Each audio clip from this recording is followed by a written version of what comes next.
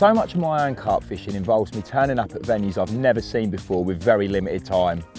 Okay, I could get a marker rod out and try and explore areas and try and understand what the different substrates are, but a lot of the time that disturbance is just going to spook those fish away.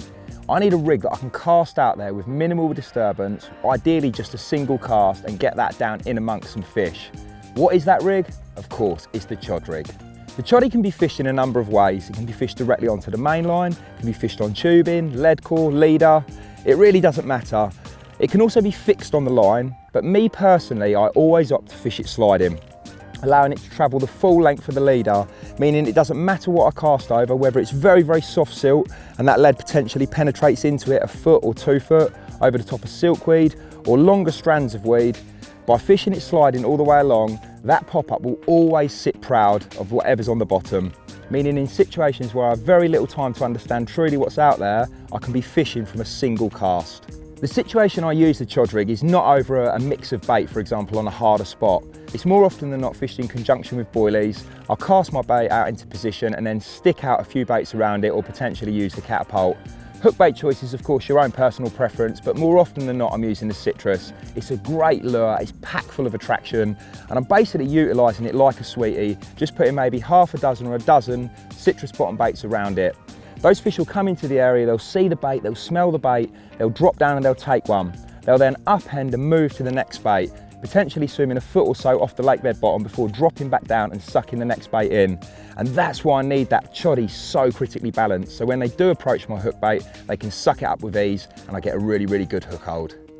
One point to note guys, it's important that the rig has a curve in it. Some anglers fish it with a very, very aggressive C curve, others a much more subtle one. But the most important thing is you have one there, and that's because, of course, those carp can approach that hook bait from 360 degrees. I want that curve in the rig in case the fish do approach it from the wrong side. They'll suck that bait in and the rig will turn around and go in hook point first before spitting it back out and catching somewhere in the bottom lip. Let me run through now exactly how I tie the Chod Rig part itself and of course the leader that it sits on.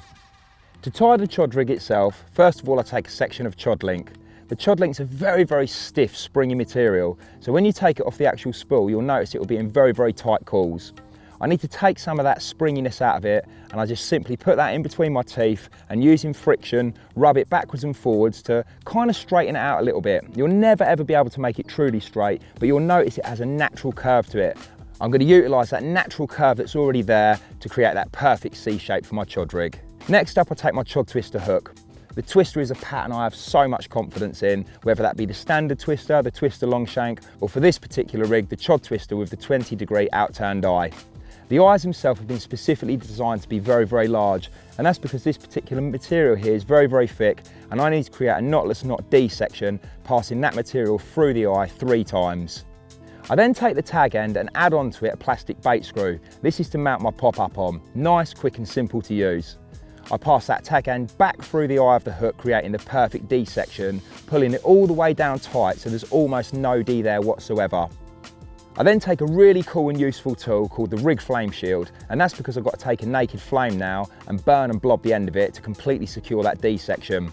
The length of my choddy is dictated really by what I'm fishing over. If it's low-lying silkweed, I'll go for something around 2 inches in length. If I'm fishing over very, very soft silt, I'll probably up that to 3, maybe even 3.5 inches. And that's because the cling-on leader will start to penetrate down into that silt, pulling the choddy in with it, and I want it to sit at a good couple of inches proud.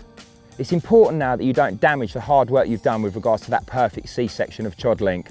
What I like to do now is take a micro ring swivel, pass it onto the chod length, and then fold over the chod link so it lays parallel with the piece going up to the hook itself. I then simply tie an overhand knot. A lot of people when they see me doing this think, wow, is that really strong enough? Trust me guys, it's super strong. Literally tying a double overhand knot, leaving a small loop there to add some extra movement and hinge into the rig mechanics. It can be fiddly the first few times you do this guys, but like everything in life, practice, practice, practice, and I'm sure you'll get them bang on after a few attempts. The final step of the chod rig is to critically balance it. You can't really do this until you've put it in the water and tested it on the leader, but it's important to add some form of putty there to ensure it nails itself down onto the lake bed. To do this, I like to very, very carefully take some cling-on putty and roll a small sausage in my hand. I'll then wrap that sausage around the barrel of the swivel as to not interfere with either of the eyes, making sure I've got maximum rotational movement, ensuring that when that fish approaches from any angle, the rig will flip round and turn and catch. Next up, the leader section. As I mentioned, I absolutely love the Klingon leader, and for the choddy, more often than not, I'm using it in the 45-pound version just because it's more supple, and when those fish drop down to suck the choddy in, it goes into their mouth a lot easier than the stiffer and thicker 65-pound version. I take a long length. This is dictated by the length of rod I'm using, but let's say, for example, I'm using a 9-foot scope, my leader will be around 6 foot in length. I splice into either end of the leader 2 nice loops. Onto one of those loops, I attach a Type 2 link clip. This is then followed up by utilising the components of one of the chod kits. There's 3 in the range, but for this particular setup, I'm using the lead core gripping chod kit. I take the buffer bead and pass that down the length of the leader and over the top of the link clip.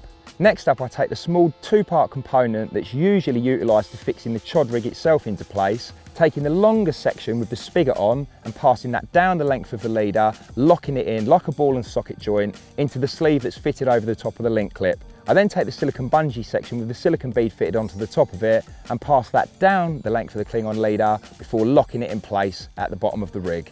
Next up, the chod rig can be simply slid down. To finish the rig off, I need a top bead. But it's really important here, guys, that you make sure it's absolutely safe. To do this, I thread on a medium tungsten sinker. This is then followed by a tungsten tubing bead. In the event of a crack off, the rig will then easily be able to pass up the length of the leader, pulling the tungsten tubing bead off the back of the leader, ensuring the fish isn't trailing a big long length of leader around. So there you have it. That's how I go about setting up my sliding chod rig. For sure, it's the rig I've probably used most over the last 10 years. Catching me fish from all over the world. To me, that makes it a very special rig, and one you should definitely consider using in your armoury. What a carp. Caught over some real dense blanket weed, just a little citrus pop up, fished on the choddy. So if you're ever in a situation where you're not really entirely sure what's out there, draw for the choddy, guys. It's such a versatile rig for fishing over soft bottoms and weedy lake beds, and for sure you can go away and catch some banging fish like this.